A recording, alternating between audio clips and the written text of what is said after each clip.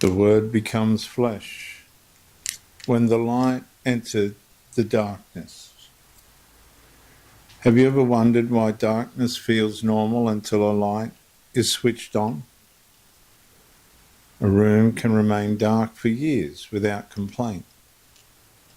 Darkness does not need to defend itself. It simply exists until something greater arrives. And that's the condition humanity entered after rebellion against God.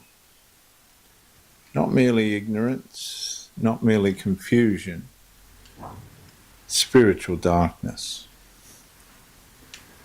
And the tragedy was not that people could not see. The tragedy was that many no longer realized they were blind. The world continued building civilizations, governments, religions, philosophies and achievements.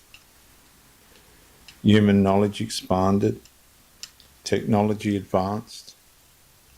Yet beneath the progress remained an unchanged problem. The human heart remained separated from its creator.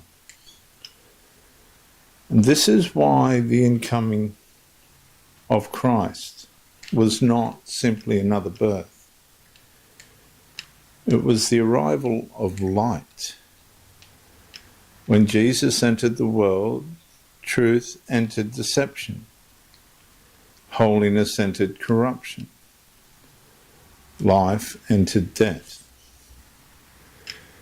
And the darkness immediately reacted. Kingdoms felt threatened. Religious authorities became uncomfortable. Proud hearts became defensive. Because light does something darkness cannot tolerate. It reveals. The hidden becomes visible. The false becomes exposed. The counterfeit begins to lose its power. And many people imagine Jesus came primarily to make people comfortable. The Gospels present something very different. He comforted the broken, but he confronted the proud. He welcomed sinners, but he exposed hypocrisy.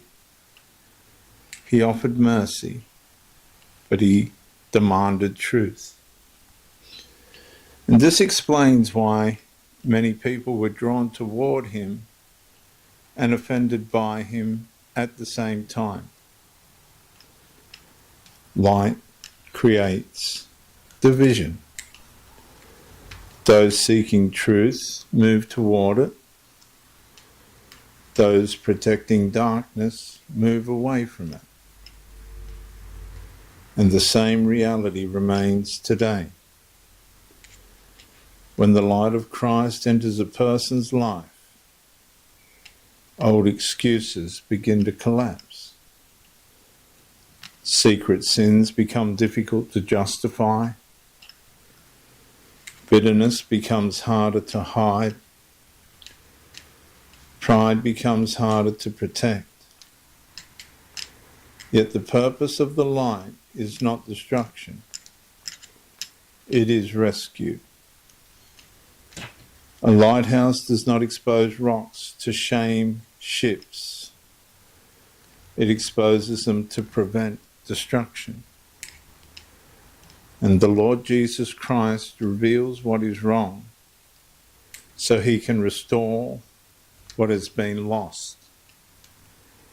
The invitation of the gospel is therefore not merely to admire the light.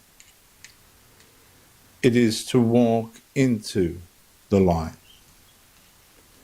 Because every step toward Christ is a step away from deception and towards life. The world still debates who Jesus is. Darkness always does. But the question remains unchanged.